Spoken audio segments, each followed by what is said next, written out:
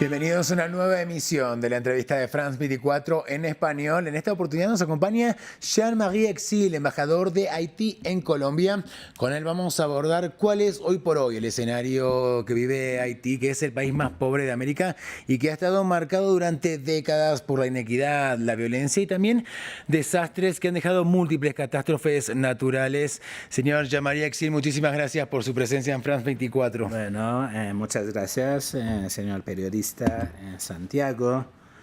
Gracias a la entrevista France 24. No, gracias a usted. Y a los auditores de France 24 que nos están siguiendo en este momento. Así es, gracias a usted una vez más, señor embajador. Bueno, quisiera preguntarle en primer lugar, ¿para cuándo podemos esperar elecciones presidenciales y también parlamentarias en Haití? Sé que hubo diálogos, ¿no?, entre representantes del gobierno, de la oposición.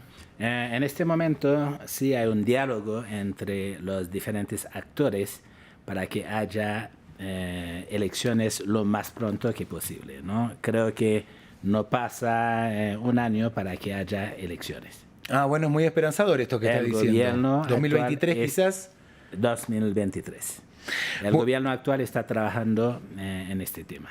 Hablemos ahora, vamos a ir recorriendo algunos puntos que quizás son críticos, ¿no?, para Haití. Uno de ellos tiene que ver con la violencia, ¿verdad? De hecho, según la Oficina Integrada de Naciones Unidas en Haití, voy a citar algunas cifras, los enfrentamientos, sobre todo entre bandas armadas, ¿no?, en Puerto Príncipe, la capital, dejaron al menos 188 muertos, 120 heridos, 12 desaparecidos tan solo entre abril y mayo. ¿Hay diálogos abiertos entre el gobierno y actores de esta crisis?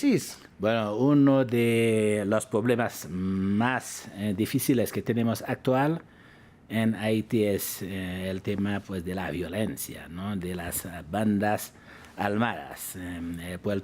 Haití en sí está dividiendo en 4 partes. Para ir hacia el sur es un problema, para ir hacia el norte es un problema, para ir hasta este y oeste también es problema, porque hay grupos en diferentes lugares para circular, pues, en tema de secuestro, en tema de matanza. Sí, las cifras que usted menciona ahorita, así es.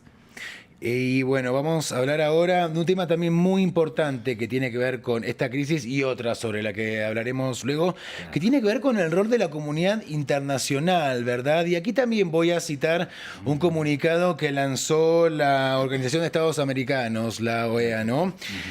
Voy a leer exactamente un fragmento de ese comunicado en el que afirmaban que la crisis en Haití es resultado directo de las acciones de las fuerzas endógenas del país y también de la comunidad internacional, cuya presencia de 20 años en este país fue uno de los fracasos más fuertes y manifiestos que se haya implementado en materia de cooperación internacional. Esto estuvo en un comunicado de la Organización de Estados Americanos, como le decía. ¿Cree que ha habido una suerte de abandono por parte de la comunidad internacional o quizás, planteo otro escenario, cierta distancia, ¿no?, entre los pronunciamientos y las acciones concretas? Bueno, si empezamos a revisar durante los últimos 40 años, la presencia de la comunidad internacional ha estado en Haití, ¿no? Siempre ha escuchado, pues, volúmenes de plata, pues, que se invierte en el país. El resultado está en lo que estamos viviendo hoy en día. Por lo cual, creo que no podemos seguir, pues, con la misma política, la misma forma de interactuar, ¿no? Ya con diferentes personas estamos hablando para interactuar totalmente diferente. La política que se venía aplicando anteriormente no funciona. La crisis sí es endógena, ¿no? Entonces, hoy en día los jóvenes, hay muchos sectores que entienden que el país no puede seguir de esta manera y seguramente, pues, repensando de la manera que la comunidad internacional nos puede ayudar, en 2, 3, 4 años se puede ver el cambio, porque el pueblo haitiano en sí es un pueblo resiliente, ¿no?, Definitivamente, sí. Y pues rápido podemos salir de esas situaciones. Hablaba usted de una necesidad de cambio. ¿Cuál sería el cambio fundamental por parte de la actitud de la comunidad internacional? El cambio sería acompañarnos, digamos, para construir sociedad, para construir las instituciones, ¿no? Porque sin instituciones no hay absolutamente nada. La presencia de ellos allá sí es importante, pero tan pronto no están, ¿qué pasa? Pero si nos ayudan a construir, va a ser duradero y sostenible hacia el tiempo.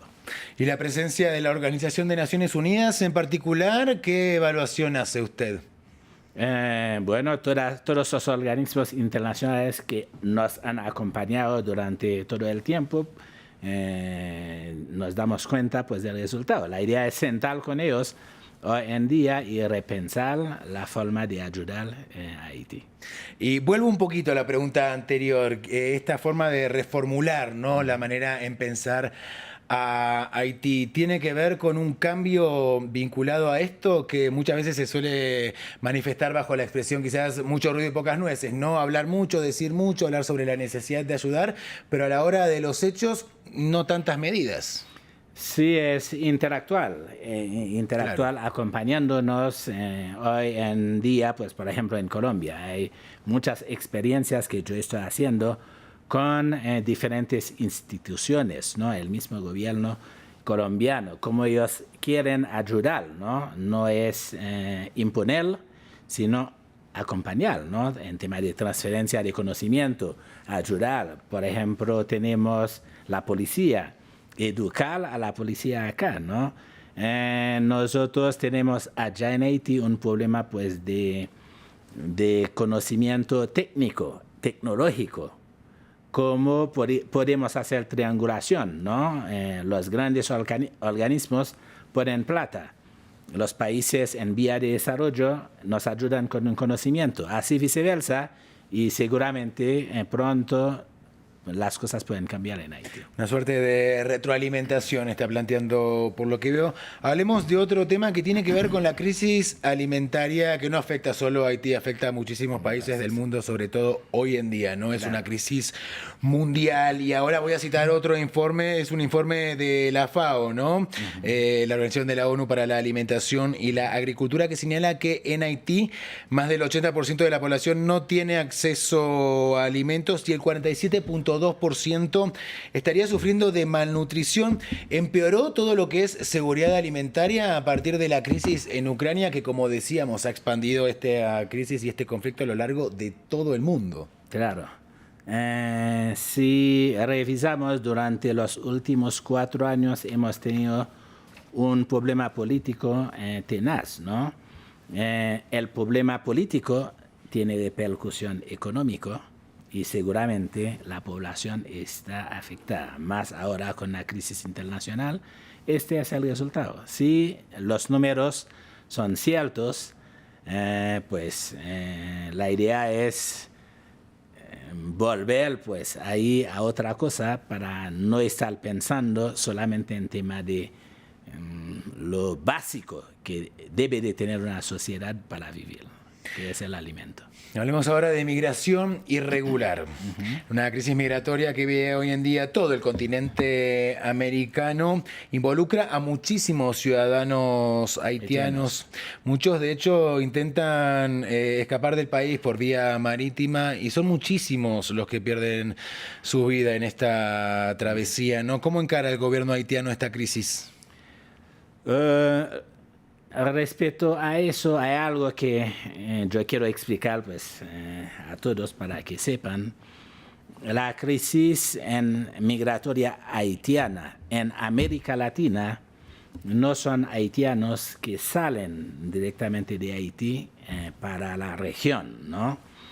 En 94, con el Mundial del Brasil reclutaba mucho mano de obras haitianas, ¿no? Aproximadamente unos 2 millones de haitianos trabajaba para el Mundial en Brasil, ¿no? Chile, en 2010, después del terremoto, nos ayuda también reclutando pues, haitianos para estudio y para trabajar, más o menos unos 800.000 haitianos en Chile. Hoy en día, con la crisis que hay en el mundo y con el cambio de gobierno que había en Estados Unidos, los haitianos que estaban en esos países salen para Estados Unidos, ¿no? Pero no son haitianos pues, que salían directamente de Haití para cruzar toda la región. Sin embargo, pues sí, en Bahamas, por ejemplo, hay casos, o hacia República Dominicana, sí, hay bastante haitiano que se está migrando, buscando oportunidades. Hablaba usted precisamente, bueno, de esta mano de obra haitiana que se utiliza en muchísimos países, mencionaba Chile, Brasil, entre muchos otros, y también se utiliza en República Dominicana, ¿no? Un país que está concretando un proyecto bastante polémico, ¿no? Que es la construcción de un muro fronterizo, algo muy criticado por organizaciones defensoras de los derechos humanos, porque argumentan que provocará o que podría provocar xenofobia, racismo. ¿Coincide? ¿Cuál es su evaluación sobre este proyecto? Bueno, pues yo creo que en este aspecto cada país interactúa, tiene el libre albedrío, ¿no? Para interactuar. En este momento, nosotros en Haití estamos trabajando para el cambio. No me pongo mucho a analizar, pues, por qué lo hacen, por qué lo dejaban de hacer, ¿no? Yo me concentro más que todo, pues, en Haití, a ver cómo podemos hacer para resucitar, para renovar, porque el pueblo haitiano, si podemos, entonces vamos a solucionar los problemas que está pasando en Haití en este momento. Jean-Marie Exil, se nos acabó el tiempo, se pasó rapidísimo. Muchísimas gracias. Gracias por invitarme, muy amable. Gracias a todos, ¿no? No, gracias a usted. Una vez más, a nuestra audiencia, como siempre, la invitamos a que sigan informándose en el resto de nuestra programación y también, por supuesto, en france24.com. Sigan junto a nosotros.